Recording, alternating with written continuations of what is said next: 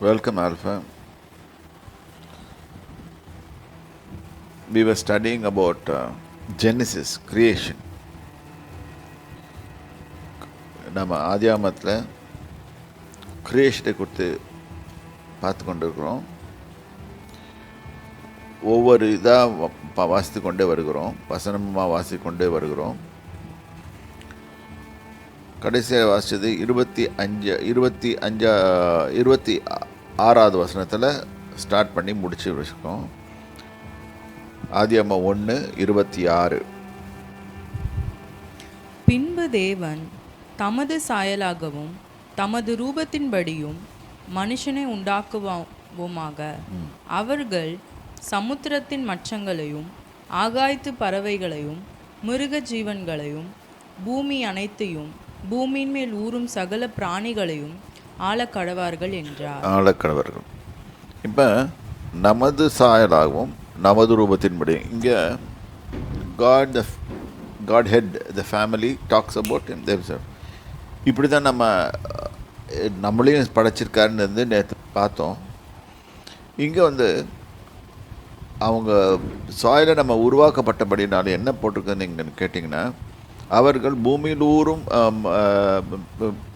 அவர்கள் சமுத்திரத்து மச்சங்களையும் ஆகாயத்து பறவைகளையும் மிருக ஜீவன்களையும் பூமி அனைத்தின் மேலுள்ள பூமி அனைத்தையும் பூமியில் மேல் ஊறும் சகல பிராணிகளும் ஆளக்கடவர்கள். Ruling. So man is created in a manager role, rule over them. That's all. He is not a creator. He cannot create anything. God is a creator. Man is a ruler. அவ்வளோதான்.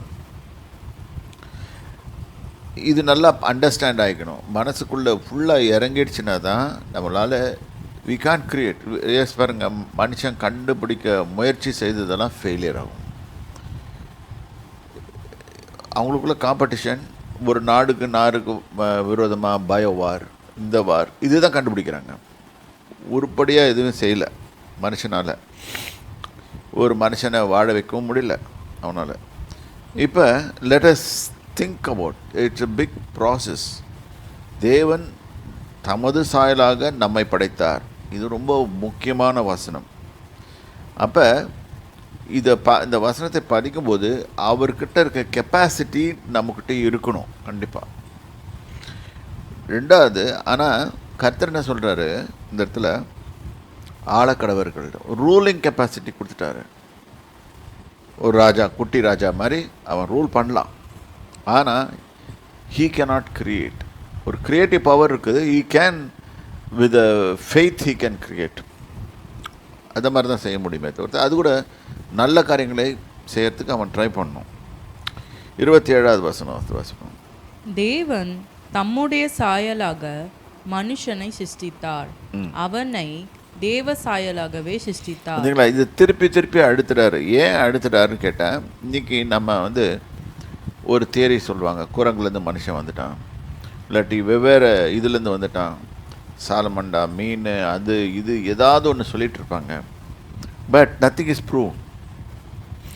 தேவன் சொல்கிறாரு, நான் என்ன மாதிரியே உன்னை உண்டாக்கினேன் பாருங்கள். அதுக்காக இந்த பிசாசு கஷ்டப்பட்டு மனுஷன் குரங்குலேருந்து வந்தான்னு சொல்லிட்டு ஒரு தியரி கொண்டாட பார்க்குறான். இல்லாட்டி வேறு ஏதாவது கொண்டாந்து வேறு மீன் முறையிலேருந்து வந்தாங்க அப்படிலாம் இல்லை. அவர் தேவதா சாயலாக தான் சிருஷ்டித்தார். அப்போ தேவலா சாயலாகவே சிருஷ்டித்தார். இங்கே ஒரு அடிஷ்னலாக வருது, ஆண்ல பெண், ஆண் பெண், இவ்வளோதான் சிருஷ்டித்தார். இது நல்லா ரீட் பண்ணுங்க. இது ஃபண்டமெண்டல்ஸ். இந்த ஃபண்டமெண்டல்ஸ் நம்ம மீறும் போது தான் we get into problems. How God created us. இது பண்ணும்போது நிறைய இன்றைக்கி இருக்கிற உலகத்தில் பார்த்திங்கன்னா எத்தனையோ மனுஷ ஜாதி இருக்குது, வெரைட்டி இருக்குன்ட்டு. அதாவது சென் ரோமர் 1 பார்த்தோம், தேவனை துதிக்கிறதுக்கு பதிலாக நாம் அதை விட்டுட்டோம்னா மனசுக்குள்ளே சின்ன இறங்கிடும். அப்புறம் தாட்ஸ் எல்லாம் தாறுமாறாக யோசனை பண்ணி நாங்கள் இந்த மாதிரி so many varieties of people are there அப்படின்னு சொல்லுவாங்க. No, God created them man and woman, a male or female. இதே தான் எல்லாத்துக்கும் படைச்சார். ஒவ்வொரு கிரியேஷனுக்கும் அவருடைய it may be a fish, it may be a animal, it may be a bird, male and female. அங்கே வேற இதெல்லாம் தம்ம விருப்பத்தில் மாறியெல்லாம் அவங்க செய்ய முடியாது. ஏனென்றால் அது நம்மளை விட கொஞ்சம் அறிவு உள்ளது. கொஞ்சம் அறிவு கொடுத்தோடனே நம்ம வேறு மாதிரி யோசனை பண்ணுறோம். இது நல்லா புரிஞ்சுக்கணும். இந்த பேசிக் ஃபண்டமெண்டல்ஸை புரிஞ்சுக்கிட்டோம்னா தான் வேதத்துக்குள்ளே போய் டீப்பாக ஆராய முடியும். கர்த்தர் திட்டம் நமக்கு கொடுத்ததான திட்டம் என்ன என்பதை குறித்து ஆராய முடியும். ஆணும் பெண்ணுமாக அவர்களை சிருஷ்டித்தார். பின்பு தேவன் அவர்களை நோக்கி, நீங்கள் பலுகி பெருகி பூமியை பலுகி பெருகி, ஆக்சுவலாக அந்த இடத்துல இதாக இருக்குது, பலுகி பெருகி. ஓகே, இதுக்கு போட்டிருக்கோம். இங்கே கொஞ்சம் 5 கமாண்ட் கொடுக்குறாரு. This is the blessing God gave us. Or ஒரு authorization God gave human race. 5 காரியங்கள். இப்போ நீ பழுகணும், அடுத்தது நீ பெருகணும், பூமியை நிரப்பணும், அதை கீழ்ப்படுத்தணும். இதுதான் கமாண்ட்ஸ். அடுத்தது கீழ்ப்படுத்தி சமுத்திரத்தின் மச்சங்களையும் பூமியில் நடமாடுகிற சகல ஜீவ ஜந்துக்களையும் ஆண்டு கொள்ளுங்கள். ரூலிங். திருப்பியும் அதுதான் திருப்பியும் சொல்கிறாரு. என்ன சொல்கிறாரு? Be fruitful, multiply, fill the earth, subdue it and dominate it. Dominate தான் ரூல். இப்போ நம்ம கொஞ்சம் டீப்பாக போகலான்னு நினைக்கிறேன். பார்ப்போம், டைம் இருந்துச்சுன்னா போகலாம். இப்போ பி ஃப்ரூட்ஃபுல், இதில் ஆங்கிலத்தில் மீனிங் பார்ப்போமா? டிக்ஷனரி திறந்து வாசிப்போமா? ஏதாவது டிக்ஷனரி. பி ஃப்ரூட்ஃபுல்னால் என்னென்ன அர்த்தம் வருது? producing good results. ஒன்றா சொல்லுவேன். பி ஃப்ரூட்ஃபுல்னா என்னது? producing good results. producing good results. good results. அப்போ there must be a bad result also. What are we producing? We are producing good results ah bad results ஆ? இந்த வார்த்தைக்கு இவ்வளோ அர்த்தம் இருக்குது. அதான் ப்ரொடியூசிங் குட் ரிசல்ட்ஸ். அடுத்தது beneficial, மனுஷனுக்கு utilisation. இதை எடுத்து பயன்படுத்த முடியணும். அந்த ஒரு வார்த்தைக்கு அவ்வளோ அர்த்தம் இருக்குது. பெனிஃபிஷியல், ப்ராஃபிட்டபிள், அவனுக்கு அது ப்ராஃபிட்டாக இருக்கணும்.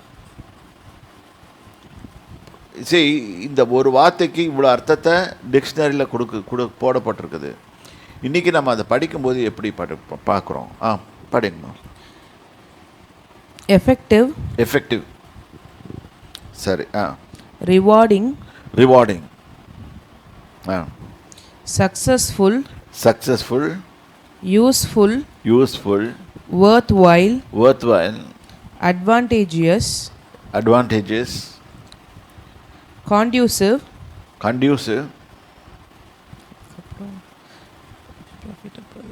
abounding in fruit. இப்போ பி ஃப்ரூட்ஃபுல் அப்படின்னு சொன்னால் இவ்வளோ அர்த்தம் இருக்குது.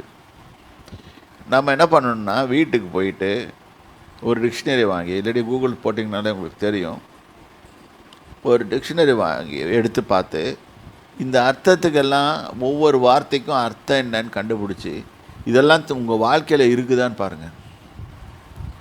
இது இல்லைன்னா நீங்கள் முதல்ல அர்த்தம் என்ன சொன்னேன்? படிச்சிங்கன்னா producing good results. இதுதான் நம்மகிட்ட வேணும். Are we producing good results? ஒரு மனுஷன் பிறக்கிறான், கர்த்தர் இந்த பர்பஸ்க்காக தான் அவனை படைக்கிறாரு. அவன் வாழ்க்கையில் இப்படியே கடந்து போகிறான். எத்தனையோ வருஷங்களை கடந்து போகிறான். அவன் ஒவ்வொரு சீசனும் தன்னை குறித்து தானே நோக்கம் எப்படி வைத்திருக்கணும்னா, I am producing good results. If I am not producing good results, there is something wrong with me. இதை கொஞ்சம் நல்லா இது வேதத்துக்கு மாறுபட்டு எதுவுமே நம்ம யோசிக்க முடியாது. நம்ம ஒவ்வொருத்தரும் நம்ம அதை படிக்கும்போது இருக்கணும், நம்ம producing good results. Did I produce good results today?